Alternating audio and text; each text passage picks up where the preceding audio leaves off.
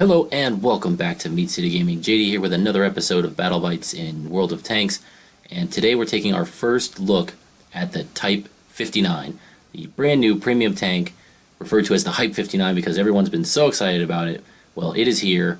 I have gone out and purchased the tank so that I can do a review on it for you and give you a little background on the tank and of course ultimately answer the question, should you get it? Should you spend the money on it? And part of that answer is going to depend on what kind of player you are and what you're looking for in the tank. If you're thinking about getting this tank simply because of the hype, because you think it's going to be game changing, it's going to change the way you play the game, it's going to change your stats for the better, it's going to make you a better player all by itself automatically just because the tank is so good and so overpowered, then the tank's not for you, because it's not that. It is instead a solid premium medium tier 8 tank.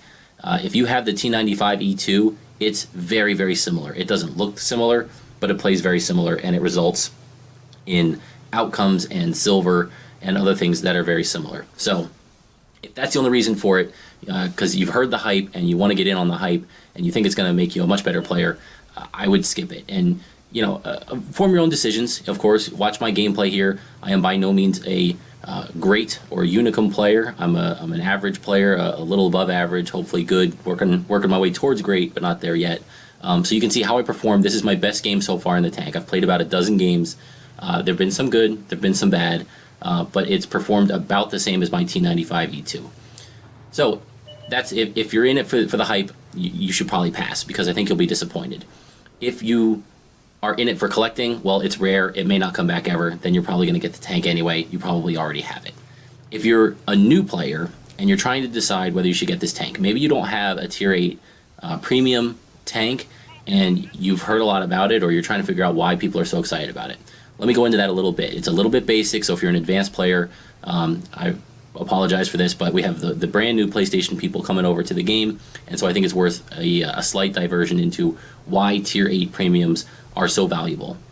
When you start out in the game, silver is one of the biggest holdups in the game in terms of advancing and progressing your tanks. Sure, XP is a requirement as well, but you can gain XP just by playing the game and advancing to the next tanks. But silver is what's going to hold you back. That's what you need for your equipment to take your tanks to the next level. It's what you need to unlock those tanks, and they become very expensive. Silver, I think, is the primary barrier to advancing in the game. And if you're not running a premium account, that's definitely true. If you're running a premium account, silver is not as much of a big deal, but it still is a little bit. So what tier 8 premium tanks do is earn silver better than any other tanks in the game. There's different varieties. There's tank destroyers, there's medium tanks. You can find one that suits your playstyle, that fits to your liking. The T95E2 is a great one that came out a while ago on Xbox, but that's not available anymore, so you don't have that option. So if you're a medium tank player, you like to be mobile, you like to be able to shift flanks, but not do anything crazy well, then this might be the tank for you. Typically in a tier 8 non-premium tank, you could run a loss if you have a really bad game, or you can expect to net maybe 10 grand to 15 for a pretty good game on a non-premium account, and that's really slow grinding. If you're running one of these premiums, you can make 50k on a decent game. You can make 100k on a great game. And that it changes the way. If you're starting out fresh and you have one premium tank, it can earn you, 60, 70k, can buy you your tier 4 or tier 5 tanks in just a couple of playthroughs. Or definitely your 3s and 4s, maybe your 5s will take a couple more. It will just accelerate your advancement to a great degree. So I definitely recommend getting one tank. If you're not completely opposed to spending any money on the game, getting a tier 8 premium tank is the way to go. And if that's what you're thinking about getting this tank for, then I would recommend it, because it is a good medium tank, premium tier 8 tank, and it does the job of performing well. Not to a great extent, but if you're a good player, it will perform well. If you're a great player, it'll perform great. I'll link a thread where people are posting their best results, and there's some people in there doing ridiculous things in this tank. I'm also going to post a link to post on the official forums that I'm going to put some more information on. I'm tracking all my results in my games that I'm playing this weekend, and whether I win or lose, how much damage I do, how much assistance I do, how much XP I earn, and how much silver that results in, whether it's a premium account or a regular account. So take a look for that. You'll see, again, I have some really, really bad games where I went down the wrong flank and I either got wiped out or we got base capped. And I have some decent ones like this one here. And you'll be able to see what it earns for yourself in an average context, which will help you form your decision. So anyone else that's thinking about the tank, if you have the T95E2, if you have another tier 8 premium, then I don't think you need this tank because it's not going to do anything different than those tanks. The reason I got it is I don't have a Chinese crew trainer and I only have the T95E2 in terms of tier 8 premiums, so now I have two. So if the T95 goes down in battle early, then I can switch to this and I could still jump into a tier 8 premium money earning machine. So, now I have two. Would I want a third?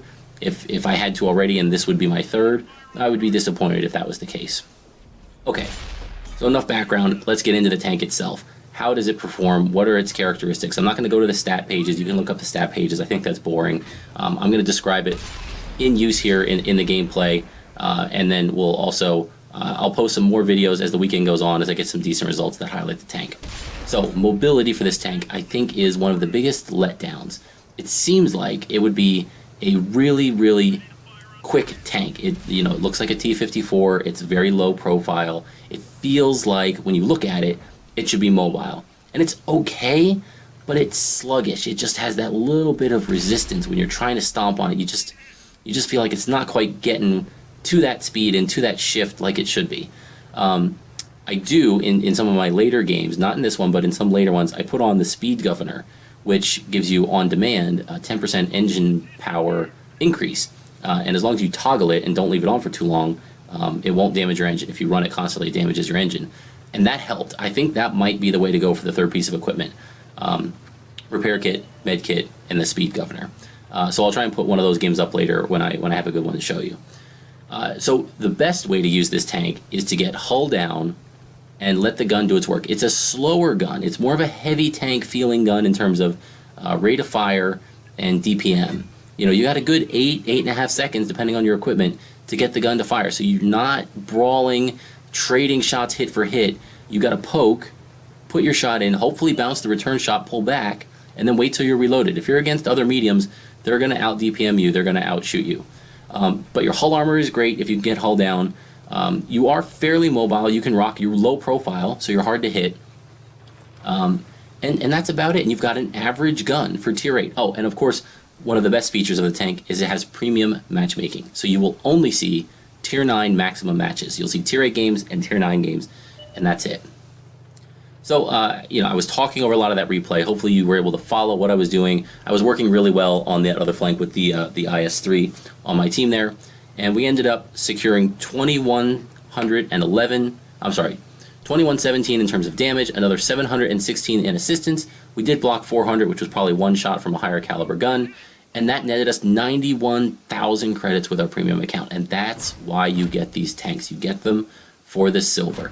So that was 1,383, it looks like, XP, base XP, and that resulted in the ace tanker. Now, I can tell you, this was the first day the tank came out. It was that night, so it was after the tank had been out for, almost the better part of a day, and that resulted in the ace. I've since duplicated this result, gotten another very similar base XP, and it was a second class or third class mastery badge. So the bar is being set much higher very quickly in order to get your ace tanker in this tank. A lot of people are having some fantastic results in it.